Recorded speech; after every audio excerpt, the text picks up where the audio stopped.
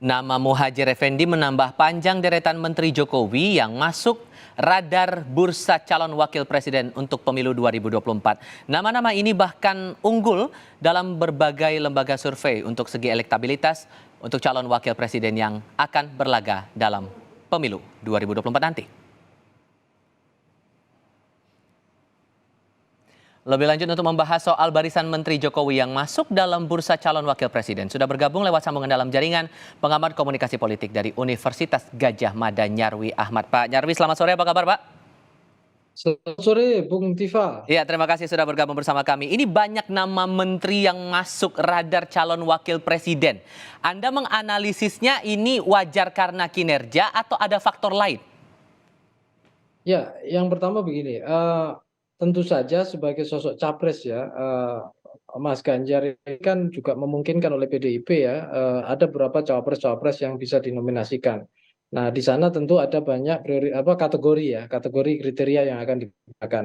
Background misalnya latar belakang organisasi sosial keagamaan, ada NU, ada Muhammadiyah, dan juga mungkin soal kinerjanya juga sebagai menteri. Tapi yang menarik ya Bung Tifal ya, ini kan yang muncul nama-nama yang salah satunya yang cukup ramai belakangan itu kan menteri ya, yang di-mention atau disebut ya sebagai sosok calon wakil presiden untuk Mas Ganjar. Sebelumnya sebelum Pak Muhadjir ada juga kan Pak Basuki Hadimulyo ya, yang membedakan beliau kan kemudian menyebutkan ya ini birokrat, saya ini bukan politisi yang bisa jadikan cawapres kira-kira Ya. gitu.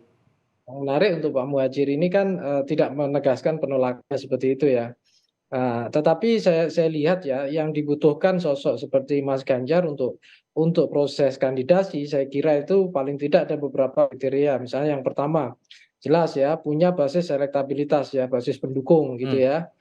Itu kan kita tahu ya dalam berbagai data survei yang kredibel gitu, elektabilitas Mas Ganjar kan belum sepenuhnya dominan ya, selalu kompetitif bersama Pak Prabowo kan gitu, itu Hmm. satu. Ada basis-basis yang saya kira itu diperlukan. Yang kedua, tentu profil kompetensi yang dimiliki ya. Hmm. Salah satunya teknokratis ya, kemampuan teknokratis. Walaupun kita lihat sosok Ganjar Pranowo, Mas Ganjar ini kan juga punya background ya sebagai seorang kepala daerah yang saya kira soal teknokratisme itu juga punya kemampuan di sana. Tetapi juga ada kemungkinan sosok-sosok yang teknokratis yang juga berpengalaman. Makanya muncul nama-nama seperti Mahfud MD gitu ya, Ya. termasuk Pak Muhadjir dan juga nama-nama menteri yang lain gitu ya. Selain ada beberapa kepala daerah juga yang sering ada dimunculkan.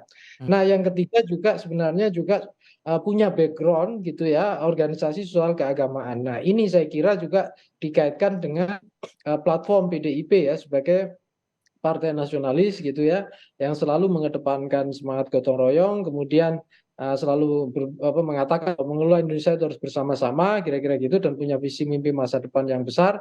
Nah, di sini kemudian membutuhkan sosok figur yang tidak hanya punya kemampuan teknokratis saja, tapi kadangkala juga punya pengaruh atau background sosial keagamaan seperti NU atau Muhammadiyah. Di NU kemarin kan kita sudah lihat ya, ada muncul nama imam besar Masjid Istiqlal ya, Ya.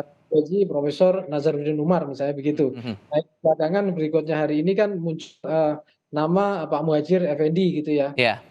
Nah, itu Tapi saya kalau kira Anda melihatnya nama-nama yang baru muncul ini, kalau kita bandingkan nama Sandiaga Uno, Erick Thohir, Mahfud MD ini kan sudah beberapa kali masuk dalam rilis lembaga survei. Yang baru-baru muncul ini kan nama Muhadjir Effendi, Basuki Hadimulyono. Anda merasa dua nama ini cocok untuk masuk alternatif nama bakal calon wakil presiden atau sudah kalah saing dengan nama-nama yang lain? ya kalau tergantung indikator dulu ya, kriteria mana yang mau kita pakai. Hmm. Kalau dari elektabilitas misalnya dan basis dukungan pemilih, basis real ya, basis captive market ya. Nama-nama yang pertama tadi misalnya yang disebut ya, Sandiaga Uno, Erick Thohir atau Pak Mahfud itu Hmm. sudah terpotret ya, Hmm. data tingkat elektabilitasnya gitu.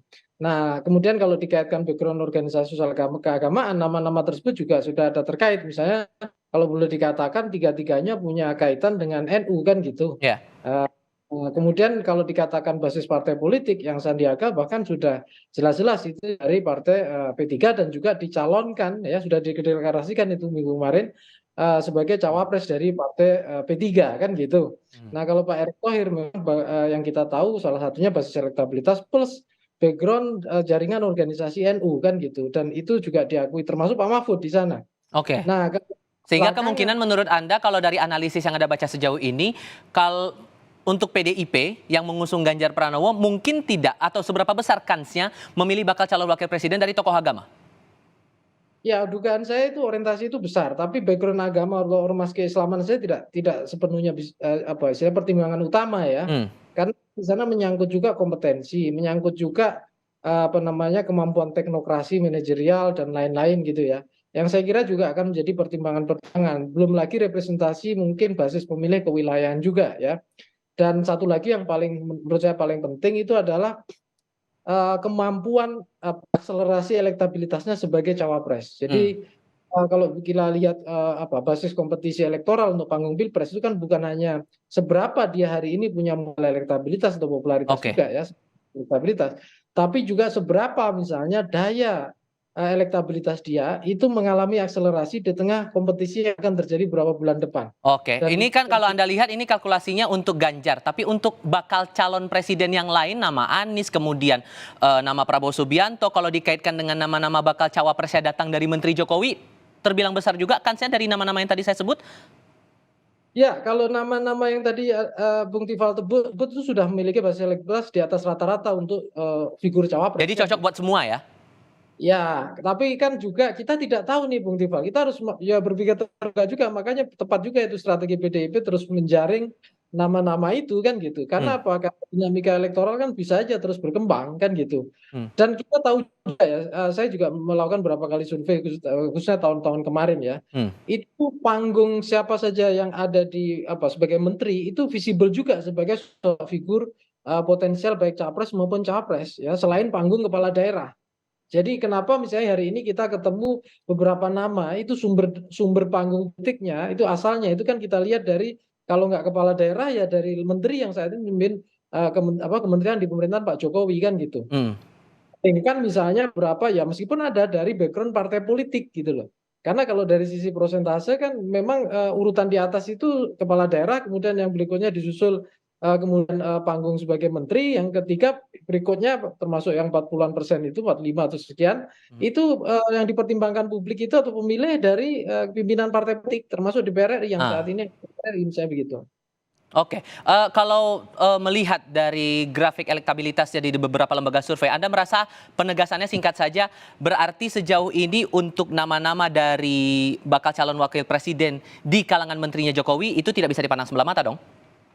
Iya dong, karena kan dia punya basis panggung politik dalam marketing politik yang sudah bagus. Hmm, Ya, sebagai menteri, selalu visible. Kemudian sebagai juga kepala daerah mungkin juga apalagi misalnya satu partai dengan Pak Jokowi atau mungkin, nah itu juga salah satu contoh gitu loh. nah, Belum lagi misalnya dukungan-dukungan dari elektorat juga kan gitu. Nah, di sini saya kira dukungan relawan termasuk misalnya di sana. Itu oke. potensial. Belum lagi kalau dia punya background ormas ya dari partai apa so dari ormas NU, Muhammadiyah atau dari yang lain gitu atau misalnya juga ditambah misalnya adanya kemungkinan relawan-relawan atau dipandang bahkan Mhm, punya pasti sumber daya apa ekonomi politik untuk pemenangan dan baik. di sini kan selalu dipertimbangkan. Mhm, Makanya saya kira PDIP akan terus melihat dinamika-dinamika itu juga kan gitu, oke. untuk melihat peluang-peluang siapa saja yang cocok. Selain satu faktor lagi nanti adalah soal kombinasi dan chemistry, itu penting juga.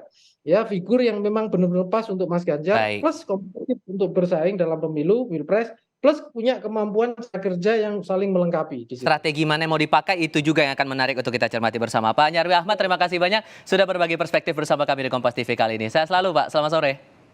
Selamat sore.